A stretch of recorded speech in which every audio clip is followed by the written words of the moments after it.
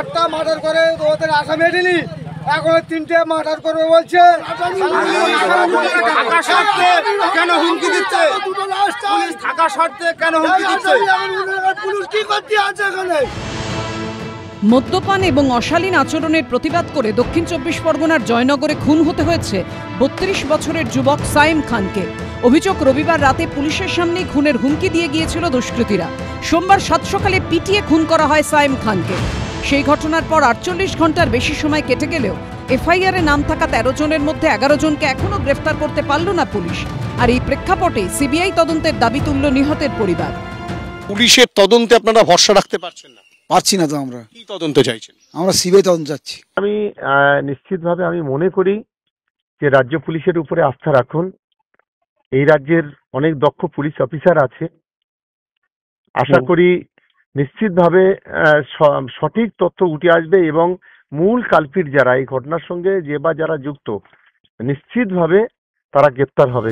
দোষীদের গ্রেফতারির দাবিতে এদিন বকুলতলা রূপনগর চৌমাথার মোড়ে অবরোধ করে স্থানীয় বাসিন্দা ও নিহতের পরিবারের সদস্যরা। রাস্তায় টায়ার জ্বালিয়ে শুরু হয় বিক্ষোভ। অভিযোগ ওঠে পুলিশি নিষ্ক্রিয়তারও।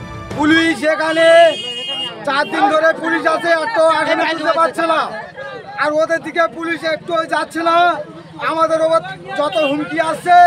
মৃতের পরিবারের সদস্যদের অভিযোগ, এত কিছুর পরেও তাদের ক্রমাগত হুমকি দিয়ে চলেছে দুষ্কৃতীরা। গতকাল রাত্রে ওরা আমাদের আবার ধুমকি দিচ্ছে, এইতে আমাদের ক্ষান্ত নয়, আরও 2-4টে লাশ আমরা ফেলে দেবো। হ্যাঁ, পুলিশ কোনো স্টেপ নিচ্ছে না,